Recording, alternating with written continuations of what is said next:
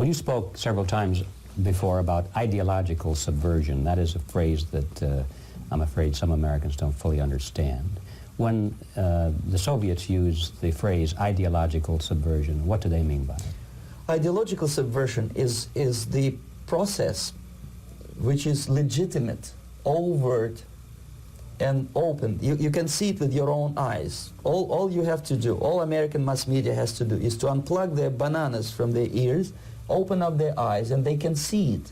There is no mystery. There is nothing to do with espionage. I know that espionage intelligence gathering looks more romantic. It sells more deodorants through the advertising, probably. That's why your Hollywood producers are so crazy about James Bond type of thrillers. But in reality, the main emphasis of the KGB is not in the area of intelligence at all. According to my opinion and opinion of many defectors of my caliber, only about 15% of time, money, and manpower is spent on espionage as such. The other 85% is a slow process which we call either ideological subversion or active measures, активные мероприятия in the language of the KGB, or psychological warfare. What it basically means is to change the perception of reality of every American to such an extent that despite of the abundance of information, no one is able to come to sensible conclusions in the interests of defending themselves, their families, their community, and their country. It's a great brainwashing process which goes very slow, and it's divided in 4 basic stages. The first one being demoralization. It takes from 15 to 20 years to demoralize a nation. Why that many years? Because this is the minimum number of years which requires to educate one generation of students in the country of your enemy, exposed to the ideology of the enemy. In other words, Marxism-Leninism ideology is being pumped into the soft heads of at least 3 generations of American students without being challenged or counterbalanced by the basic values of Americanism, American patriotism. The result you can see.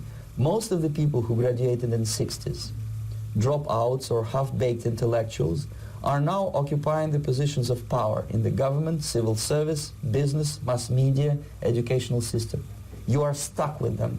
You cannot get rid of them. They are contaminated. They are programmed to think and react to certain stimuli in a certain pattern.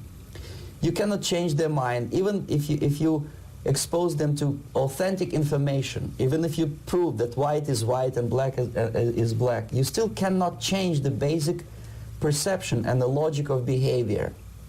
In other words, these people, the process of demoralization is complete and irreversible. To get rid society of these people, you need another 20 or 15 years to educate a new generation of patriotically minded and common sense people who would be acting in favor and in the interests of the United States society.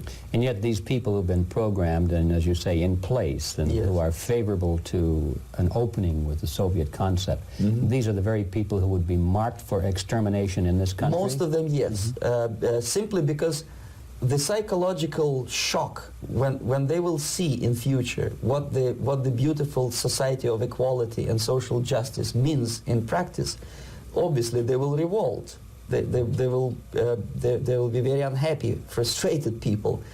And the Marxist-Leninist regime does not tolerate these people. Obviously they will join the links of dissenters, dissidents.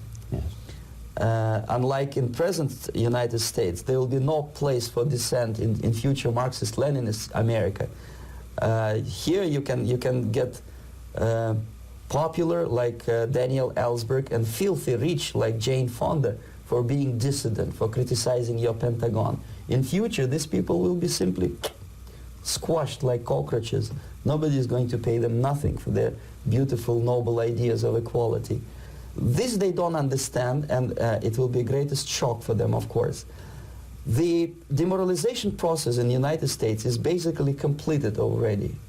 For the last 25 years, actually it's overfulfilled, because demoralization now reaches such areas where previously not even Comrade Andropov and all his experts would even dream of such a tremendous success.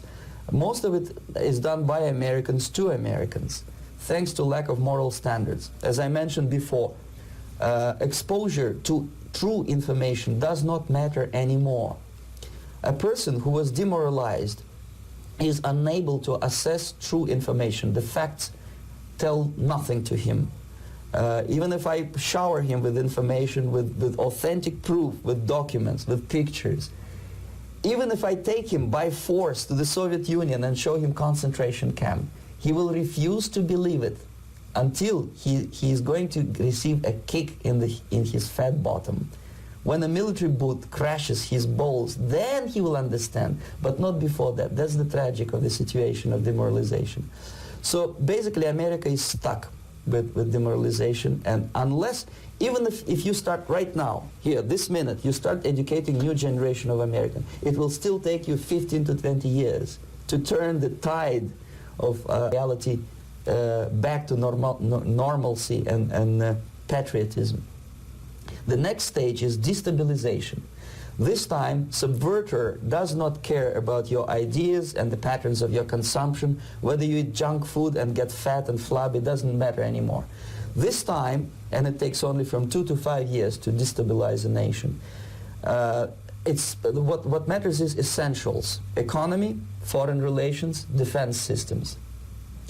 And you can see it quite clearly that in some areas, in such sensitive areas as defense and economy, the influence of Marxist-Leninist ideas in the United States is absolutely fantastic. I could never believe it 14 years ago when I landed in this part of the world, that the process will go that fast. The next stage, of course, is crisis. It may take only up to 6 weeks to bring a country to the verge of crisis. You can see it in Central America now. And after crisis, with a violent change of power, structure, and economy, you have so-called the period of normalization. It may last indefinitely. Normalization is a cynical expression borrowed from Soviet propaganda. When the Soviet tanks moved into Czechoslovakia in '68, Comrade Brezhnev said, "Now the situation in brotherly Czechoslovakia is normalized." This is what will happen in the United States if you allow all these schmucks to bring the country to crisis, to promise people all kind of goodies and the paradise on earth, to destabilize your economy, to eliminate the principle of free market competition, and to put a big brother government in Washington, D.C. with